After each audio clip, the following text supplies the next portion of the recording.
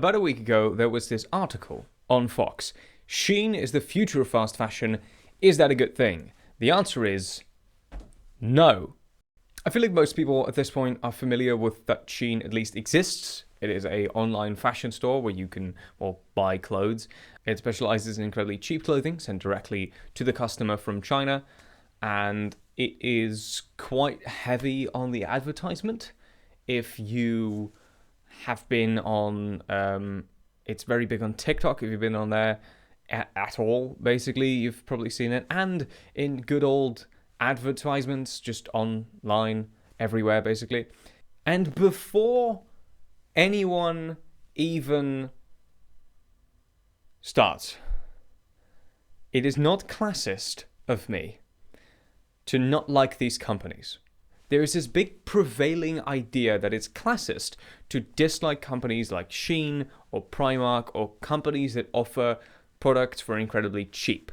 And the idea would be that some people rely on companies that offer things for very, very cheap to buy any clothes at all. Because if you don't like cheap brands, that actually just means you don't like poor people or you don't want poor people to have clothes. I like poor people and I want them to have clothes. But in 2020, Shein made $10 billion. That's not just from poor people. If you go on TikTok and you search around on the Shein hashtag, you will find a lot of haul videos. They're on YouTube as well. But there are tons of people who spend $200, $900, thousands of dollars buying clothes on Shein.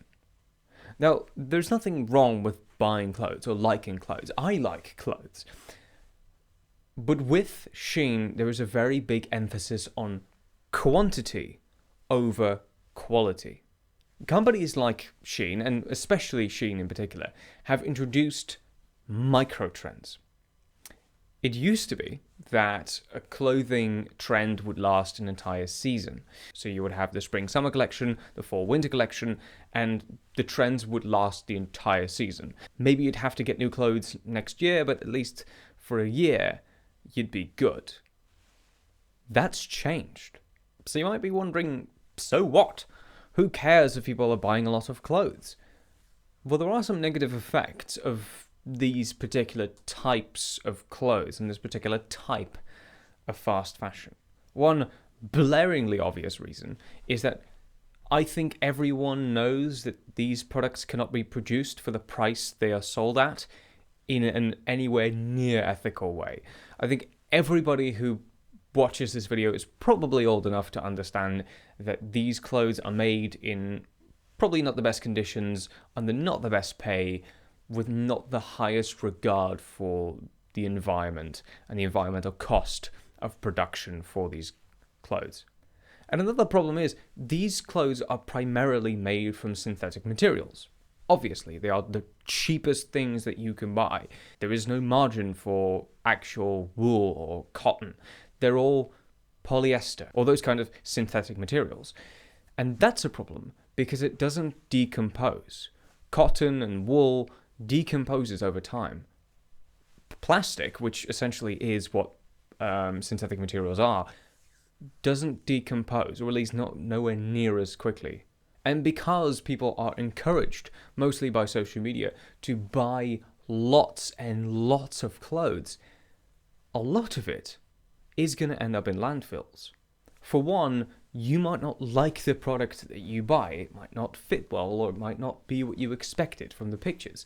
And I've seen that Shein actually has a policy. I don't know if they do this all the time, but at least sometimes when you go to refund something, it doesn't actually take the product back. It would be too expensive to have it shipped back all the way to China to ship it back to a customer. So it's not actually worth it to them to actually sell the product to another customer. So what they do is they let you keep the product while giving you an in-store credit type thing. Like, you get Shein bucks, essentially. So you can shop for more stuff that you might not like and you will return, but not actually return, just get your money back, kind of. And then, what happens with those clothes? Because you still don't like them, you still don't want to wear them because they're not your size, or whatever was the complaint. Well, you're either going to keep them in your closet or you're going to toss them. And if you keep them in your closet, you're going to toss them later because you're not going to wear them. So they just end up in a landfill. And even if you do like the clothes that you bought, are you going to wear them regularly? Even if you are, they're probably not going to last that long. They are by no means made to last. So I can't even imagine how few wears you get out of them before you have to toss them. But how many people don't have wardrobes full of clothes with the tag still on, or that they have only worn once, or not even, or that they only wore for a haul video or a try-on video that they will never wear, that they have even no intention of wearing? So not only do you have the environmental impact of the production, you also have the environmental impact of getting rid of massive amounts of clothes that haven't really been worn. One of the big problems that we face today in the world is overconsumption.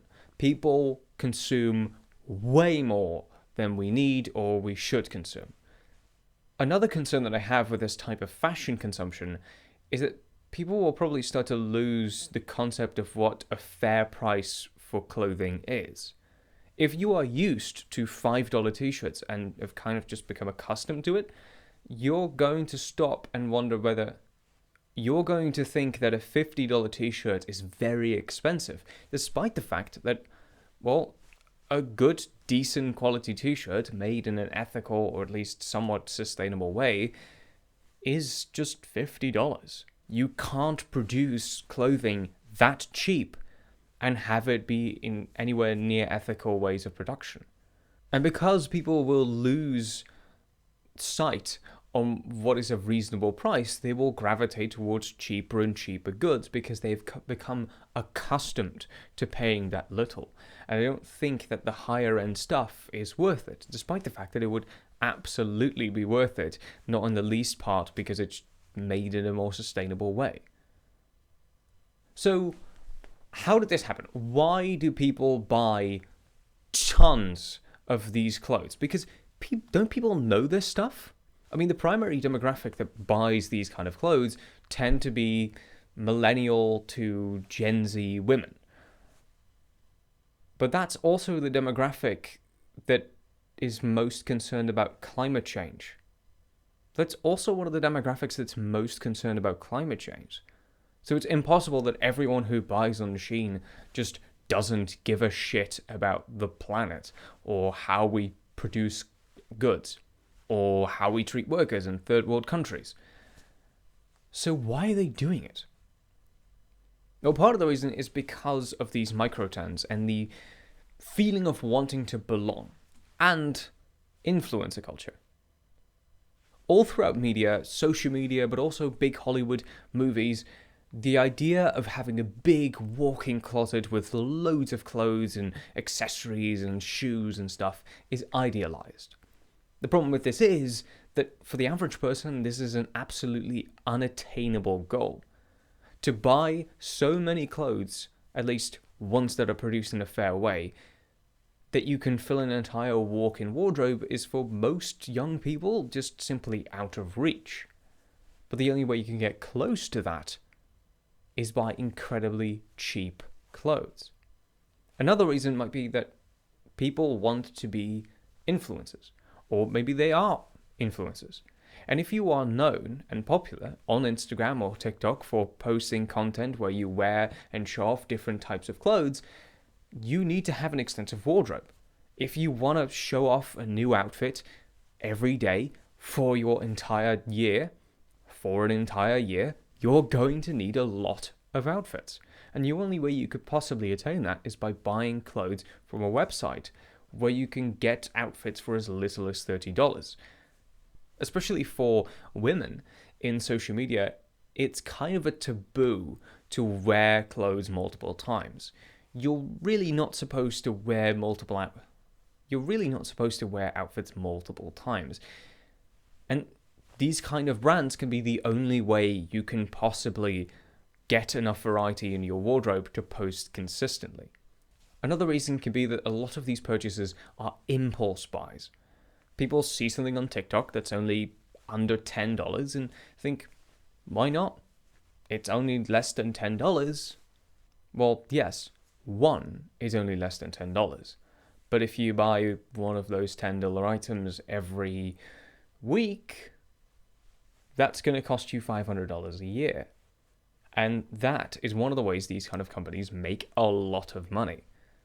The main point of this video is to say that we need a different way to look at fashion, because the way this is going is not working. It's not good for anything. It's not good for the environment. It's not good for working conditions in other countries where these are produced. It is not good for your own wallet and your own wardrobe in a way. How many people don't have wardrobes filled with clothes that still have the tags on them? Being more conscious of your purchasing decisions and being more mindful of these incredibly short trends, and not to just buy something that shows up on your For You page on TikTok, well, because everyone's going wild about it, can go a long way in not only your personal finance, but also just the way the fashion industry works. Now, me being a socialist, of course, I don't think the sole responsibility is on the consumer. I think these businesses know what they're doing, and they have a big responsibility to not engage in unethical practices, even if consumers don't seem to mind it. But I think consumers can be a little bit more hesitant to just buy cheap shit that we know will break very soon and are made in terrible ways. That might be a good thing to think about.